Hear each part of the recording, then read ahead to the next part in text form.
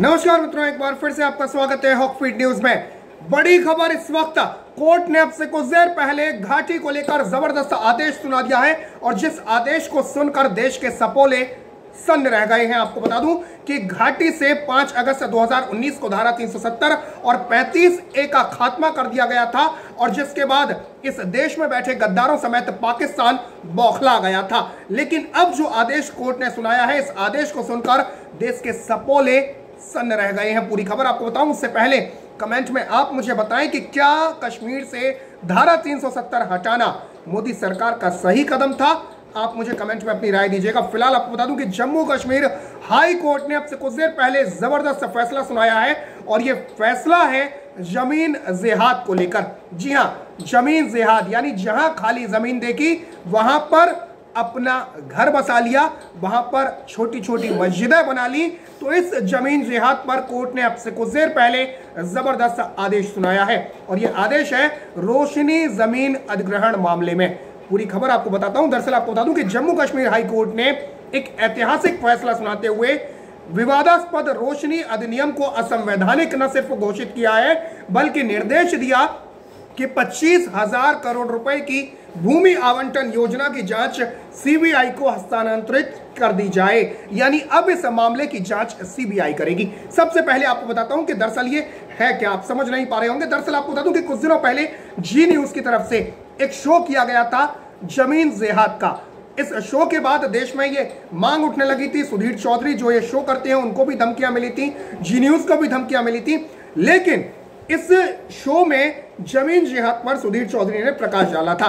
आपको बता दूं कि सुधीर चौधरी की यह बात अब सही साबित होती दिख रही है क्योंकि जम्मू में एक पाकिस्तानी व्यक्ति ने रोशनी एक्ट का दुरुपयोग करते हुए न सिर्फ कई एकड़ जमीन पर कब्जा कर लिया बल्कि वहां अवैध रूप से मुसलमानों को भी बसा दिया, एक खास मजहब को जाकर बसा दिया। आपको बता दूं कि पाकिस्तानी नागरिक चौधरी मोहम्मद रफीक ने 480 एकड़ सरकारी जमीन अपने नाम करवा ली और यह आदमी यह जमीन केवल एक खास मजहब को बेचने के लिए इश्तेहार देता था समाचार पत्रों में। यह जमीन किसी पाकिस्तानी नागरिक के नाम कैसे हो गई, यह चिंता वाली बात थी।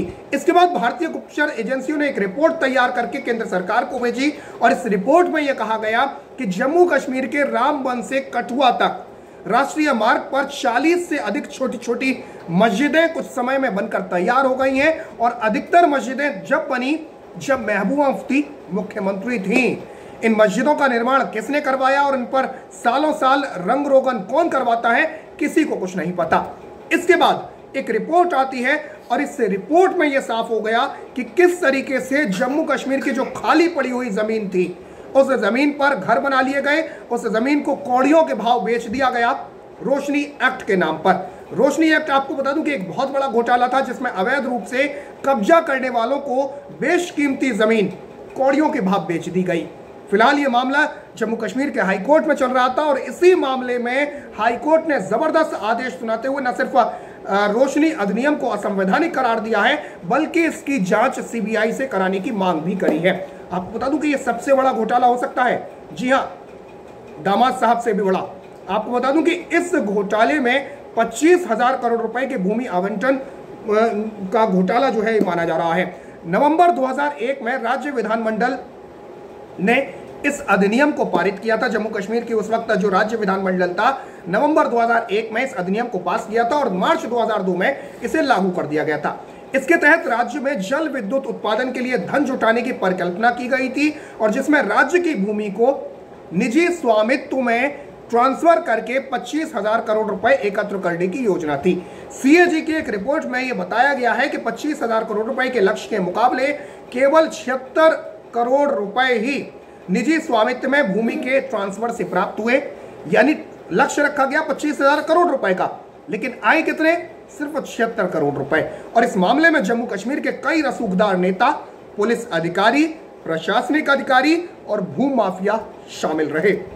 राजनेताओं, व्यापारियों और नौकरशाहों को राज्य की भूमि को अपने स्वामित्व में ट्रांसफर करने और मनमाने ढंग से तय दरें निर्धारित करने पर कड़ी आलोचनाओं का सामना करना पड़ा और इस मामले में राज्य को कई हजार करोड़ रुपए की भूमि से वंचित भी होना पड़ा। अपने फैसले में दरअसल हाईकोर्ट ने कानून को न सिर्फ असंवैधानिक घोषित किया है बल्कि अधिनियम के तहत किए गए सभी आवंटनों को गैर कानूनी भी घोषित कर दिया है।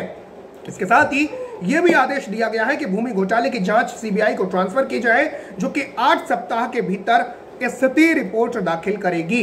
न्यायालय ने यह भी कहा कि जम्मू कश्मीर के मुख्य सचिव निर्बाध जांच सुनिश्चित करेंगे, जो उन अधिकारियों के खिलाफ भी होगी जिनके कार्यकाल में यह अतिक्रमण हुआ। अदालत ने कहा कि सभी उपायुक्त संभागीय आयुक्तों पर अदालत की अवमानना के लिए कार्रवाई की जाएगी और अगर वे जांच में सहयोग नहीं करते हैं तो उन पर एक्शन लिया जाएगा। आपको बता दूं कि रोशनी एक्ट ये 2001 में, जैसा कि मैंने बताया कि 2001 में ये आया था और इस एक्ट के सहारे जम्मू कश्मीर में कानून का सहारा लेकर मजहब के नाम पर जनसंख्या को बदलने की कोशिश होती रही। यानी पूरा का पूरा जो एक जनसंख्या जो थी वहां की, उसको बदलने की कोशिशें की जाती रही और वहां की सरकारें इसे प्रोत्साहन देती रही। तो निश्चित तौर पर इसमें अब सबके सब हाईकोर्ट ने यह आदेश दे दिया, सबके सब नपेंगे, चाहे वो महबूबा मुफ्ती हो, चाहे वो जिसकी भी सरकार रही हो, या फिर लॉ एंड ऑर्डर के नाम पर जिन नौकरशाहों ने इसमें जमीनें खाई, जमीनों को दिया, वो भी नपेंगे। कौड़ियों के भाव ये जमीन बेच दी गई। आप सोच सकते हैं कि एक राज्य में कानून की आड़ में मजहब धर्म के नाम पर जनसंख्या को बदलने की कोशिश होती रही और सरकारें इसे रोकने की बजाय प्रोत्साहन देती रहीं। क्या आप सोच सकते हैं कि आबादी में बदलाव की प्लानिंग के लिए राज्य सरकार के कानून को ही सबसे बड़ा हथियार बना दिया गया?